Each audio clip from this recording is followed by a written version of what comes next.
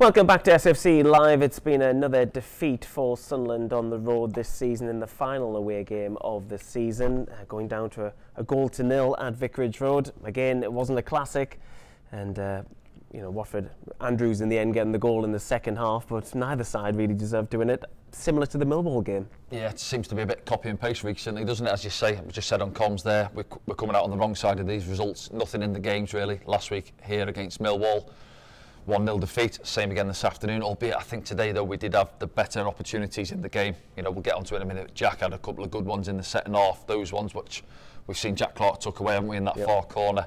The one at the end, Hemir squared it for Patrick, couldn't quite sort his feet out, got the ball stuck under his feet. The two at the end of the first half as well, so we've probably had the better of the opportunities, and they've managed to carve one good opportunity in the second half in behind us, and it's ended up in the back of the net. Let's have a look at the action then. We can discuss some of the points from the game as we watch back through these highlights. Watford enjoyed a bit more possession in the first half. Sunderland did enjoy some more possession in the second half, and you can think of a few occasions where Jack Clark had a couple of opportunities, of course, as well. But I mean, it looked like one of those games where no one was going to score, didn't it? Yeah, it opened up a little bit more in the second half. As you say, I think both teams had a bit of a spell in the first half. We had, certainly the final 5 minutes or so at the end of the first half, which we'll have a look at the opportunities in a minute. But they moved the ball quite well at times for me, Watford, albeit without any real end product. You could see they're a team perhaps lacking in confidence, and as we mentioned there, I think it was 26th of November, their last home win, so you could see setting off, they got themselves in front, then they get a little bit naturally, as you do, a little bit edgy, and you just drop off and think, well, we've got ourselves a goal, it's been a long time since we've won at home, we'll just sit in and take what we've got. And we did have a lot of the ball in that last 10 minutes of the game or so, but couldn't really break them down. And say we'll get onto the one where Hemir has squared it for Patrick in a minute. But yeah, another frustrating day for, well, certainly look at it for the fans, again, travelling down there in their numbers. You could hear them all afternoon, good support. I haven't given them anything to come back home with without a smile on their face.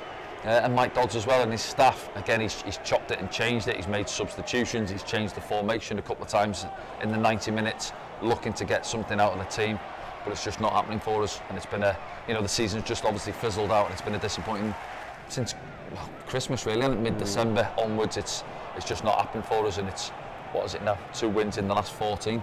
Yeah, not good form at all. Sunderland have a final home game, of course, next weekend against Sheffield Wednesday. It's an opportunity for Chris Regan the first half. You said he should have hit it first time. Yeah, I think so. This is the problem you've got with him playing on that right hand side. He's naturally left-footed, and then I think if that's reversed there, if it's rolled onto his left foot, he just puts a nice firm side foot finish through it and finds the back corner. It's almost similar. We'll get onto their goal, isn't it? But a similar position really, where it's fed across. Andrews, being naturally right-footed, just passes it across. Anthony Patterson into the far corner, and that's the difference. And then this is the other big chance right at half-time. Trey Hume finds himself there, was he 7 or 8 yards out, and it's Backman's trailing leg, isn't it? Keeper just comes out and does enough, doesn't he? Gets enough on it to flip it up and over the crossbar. And then Jack now driving in, and this is Jack Clark, isn't it? He could probably reverse that. He can go the other corner. He's almost got Matty Pollock there to use as a bit of a shield really to blind the goalkeeper and pick his corner. The keeper reads it, to be fair to him, but Jack just sets it too far out and can't bring it back in time. So yeah, another frustrating one for Jack. He had good moments in the game, didn't he? It was opening up for him a little bit more in the second half. Here's another one now, doesn't catch this one clean, straight at the goalkeeper.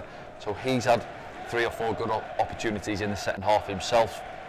And this is that volley now, isn't it? I think, Dan Ballard gets his head on the first one. Lovely volley, crisp in it, and it's almost on Anthony Patterson before he knows it, and he just gets his left arm onto it in time. You'll see it from behind, I think, in a minute.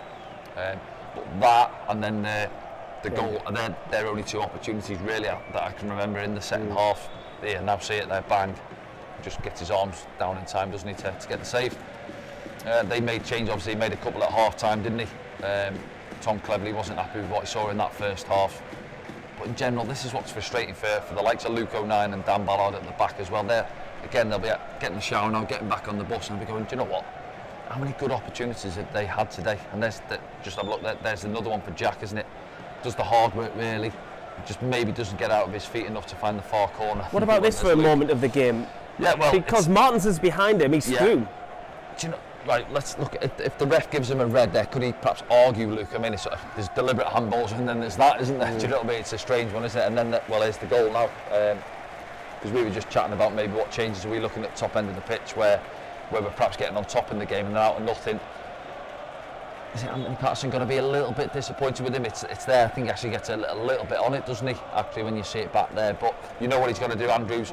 Fire it into that far corner, and he did off the bench. He came out of the team today, so we will have been a little bit disappointed. But how do you react? Well, you get your side 3 points, though, you're coming off the bench. So he'll be delighted. Sunderland did ask a few questions later on. He's Abdullah Bar, who finds himself with a shot at goal. Yeah, I think their decision making, have a little look, you know, does Callum give him a shout? He's just squared and just rolled it across for him and he's coming onto it for a finish. And then this one here, and I look at Patrick there, rolled across, and it's me with the assist as well, isn't it? Yeah, he just doesn't sort his feet out. I think the problem is because Patrick's left-footed and he's thinking about setting himself on his left to open himself up and just to pass it in. Then all of a sudden it's on him and he can't sort his feet out. It's just under his feet then, and he ends up tripping over the ball. Look now from this one, right foot, good right foot, and it's almost like he doesn't want to go with his right foot and he's trying to sort his feet out to get it set for his left foot, and well.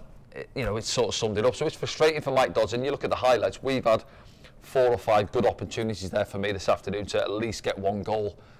We've not took it, and they've punished us, and that's been the story far too often this season. Okay, let's have a look at the scores from around the doors this afternoon, and a big weekend for the Championship.